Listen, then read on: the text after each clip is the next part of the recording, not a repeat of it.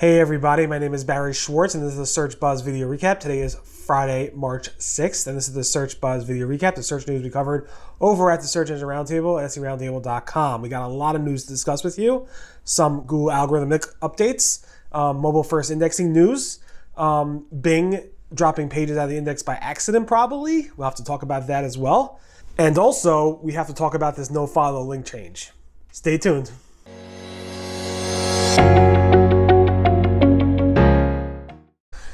All right, so first we got is this algorithmic update, fluctuations, chatter, and so forth. Last week we reported about just the chatter, and this past weekend we definitely saw both ranking tool chat signals as well as chatter in the industry. It died down over the past few days, so nothing really is going on right now, but there definitely was some chatter around the Google algorithm update. I know I report this like every single week, so I apologize, but it's been pretty quiet since about Tuesday of this week. But there was chatter over last weekend, so definitely take a look at that if you think your site was impacted. The big Google news this week is that they announced by September 2020, so in about, several months from now, Google will be switching all sites that have not yet moved over to the mobile first indexing process to mobile first indexing. Google said about 70% of the sites they serve in the search results today are served using mobile first indexing, meaning they're crawled, indexed, and I guess ranked based off of what Googlebot Mobile, I guess the Chrome version of Android, sees for that website. But there's still about 30% of the sites that are still being served through desktop first indexing, and Google's going to, no matter what, switch it over by September 2020. That means if your site hasn't moved over yet, there probably are issues. Last week we reported that Google's actually sending out notifications for websites that have issues, and we also reported that Google said by the end of the year they will switch over all sites. So now we have a date. Google said September 2020.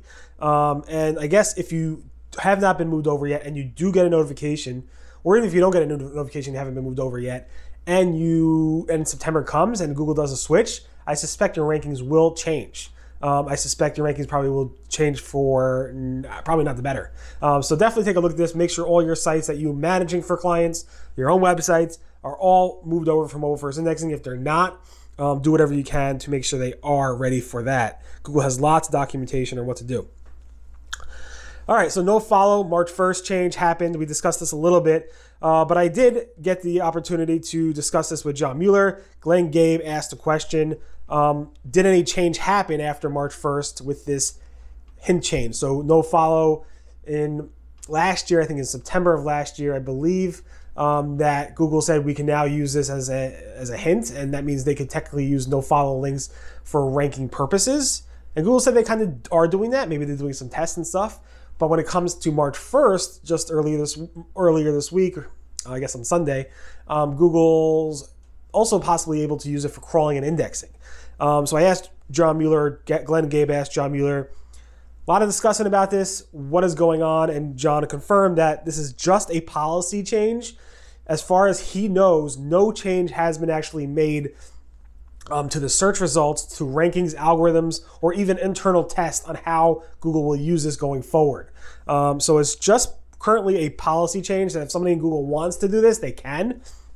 But he said no action was necessarily taken by any Googler as far as he knows. Doesn't mean tomorrow won't happen. It doesn't mean he's not aware of something, but it seems like Google has done nothing yet around this Nofollow change. So just keep that in mind if you are interested in that. I posted the big Google Webmaster monthly report. We call it the Google Webmaster Report, where I summarize everything that changed in the past 30 days. So if you've been sleeping for the past month or so, or if you just want to recap what's going on, definitely take a look at this. We covered a lot here, and it really does help catch people up, and even helps remind me of what happened over the past month, because I do write a lot about this stuff. This is interesting. Bing has blocked some pages by accident, and basically what this person had to do was go through Bing Webmaster Tools, notice there was an issue with his indexing and ranking and so forth within Bing Webmaster Tools, and then reach out to Bing Webmaster Tools through the support link in Bing Webmaster Tools, and Bing was able to change something on their end, nothing to do with any technical issues with this site, and fix it on Bing's end. Now, I heard from two other sources that I can't reveal that this happened to them as well this week or last week. I don't know how long it's been going on. So there does seem to be some sort of indexing or ranking or some type of issue where Bing is blocking either sections or whole sites. So what I would definitely recommend is log into Bing Webmaster Tools, check your sites. If they haven't been verified, verify your websites, and make sure everything looks good in there, because Bing is not sending out notifications about these issues through Webmaster Tools. They should, and they might in the future, but right now they're not. And it seems like there's some sort of bug with Bing and indexing. So definitely take a look at that. It seems somewhat spam related or accidental spam related. So I'm not sure for sure, but I did get one confirmed public report, which I was able to share with you, and two others off the record, which I can't really share any details about.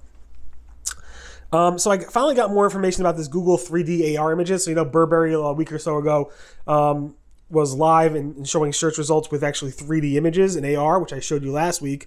But now we actually have documentation, which was been available for a while, which I just didn't see. And the documentation basically shows you a couple things. One is how it works, examples of how it works over here, learn more about it. And then if you're interested in having your website included in it, you click on this little register your interest and contact Google, and Google hopefully will get this in for you. It's currently an experimental feature. It's a early adopter program, and very few people, like Burberry only, as far as I know, are in this beta. So definitely take a look at that if you are interested in getting 3D images in the Google mobile search results, because it's pretty cool. I don't know if it will result in more conversions, but it's pretty cool. Danny Sullivan said there are things that Google does to thwart any type of Wikipedia vandalism. So what happens in the old days is that, not in the old days, but basically you would go vandalize a Wikipedia entry. Google will pick up that new information about that Wikipedia entry and show it in the Google search results and in the knowledge panel. Google's pretty good at this stuff now. We had covered numerous cases, I don't know, probably like a dozen or so cases over the years since probably Google launched the knowledge panel about issues with this. Google has ways to detect this stuff and to make sure the search results aren't impacted that much. Of course, there are always cases of Google having issues with this, but it is what it is. Google's FAQ rich results guidelines were updated. Google said there's only allowed to mark up one question throughout the site. So let's say you have FAQs throughout your website. Let's say you have multiple FAQ sections throughout your website. You could only let's say that question is answered on multiple pages.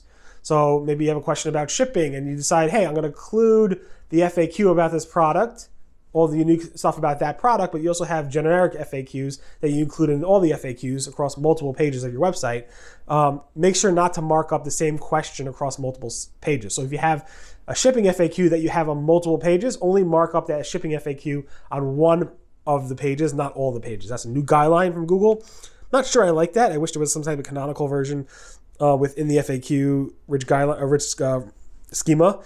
But they don't have that, and I wish they did, because that would make it a little bit easier, I guess. But again, schema is a little bit technical. So Google's Gary from Google basically said href annotations are not processed until at least two or all of the pages in the set are crawled and indexed or re-indexed. This is important to know. So if Google just crawls the first page of href annotations and doesn't crawl the other pages in the href annotations list or sets, or a set of annotations, it's not going to pick it up until it's fully processed and then re-indexed. So that's something you should know. Could take a couple of passes for Google to actually get all the href annotations. John Mueller said that you should keep your redirects in place with the SSL certificate, with the security certificate, HTTPS certificate, so that even when you do move sites, so if I'm moving olddomain.com to newdomain.com, keep the olddomain.com SSL certificate in place for at least a year, probably longer, because browsers will have a hard time with it. Search engines should be fine, but browsers will have a hard time with it, he said. Google said they do not give preferential treatment. The algorithms do not give preferential treatment to Shopify, just like they said the same thing with WordPress. So just keep that in mind. Google said, don't count on us indexing all your pages, not even for Wikipedia. But one site was like complaining, hey, I have 800,000 pages that I submitted to Google via sitemap or some method. Google only indexed 3,000 of the 800,000 pages. And John Mueller's like, they'll probably never be indexed. Sorry. So just keep that in mind. And he went on to say even Wikipedia pages, they don't index all of them, but they index a lot of them. Again, this is just a basic SEO thing. John Mueller gave some pagination tips, a very short set of pagination tips for blogs. He said you should definitely go ahead and use, and you can see the tweet over here, Use categories or tags to cross-link so that you have a handful of paginated pages per type from where you link to blog posts. Keep a good balanced hierarchy, not too flat and not too deep. Of course, you could also include relevant related articles in other articles, so those get also linked and so forth.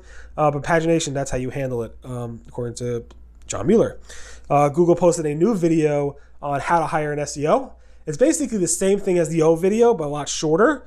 The old video was done by Miley Ohay, who's no longer with Google, but was with Google back in 2017. And she did a video. The new video is a lot shorter than the old video. The old video, I think, was closer to like 7 to 8 minutes. The new video is like just a couple minutes. And it's basically the same advice. So definitely take a look at that if you're looking to hire an SEO.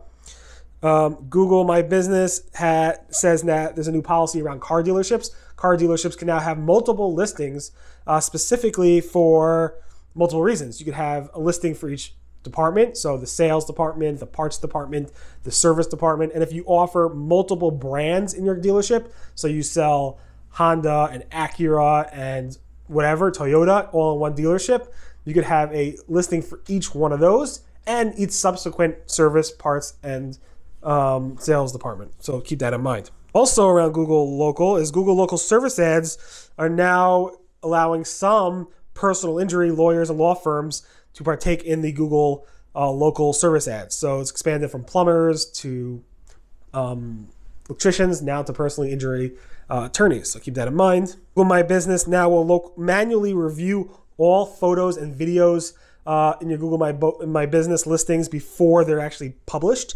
Google announced this yesterday on Twitter, basically saying we made a change. We made changes to our photo and video content policies. All photos and videos are now reviewed before publication. If you're having issues, check out our help documentation. I guess that's going to make things a little bit slower going forward with those types of things. Google My Business also has I think a newish feature. It's not brand new. I've seen this before, but basically where you can actually see all your listings for a specific brand in Google My Business, all your profiles in one place. So if you do a search for something, it says you manage these business profiles, and it'll give you a way to view the profiles that you manage. Again, it's not that common where you see it, but it comes up here and there. Google Ads launched a new mobile app that supports dark mode, yay, and also supports optimization recommendations directly in the app.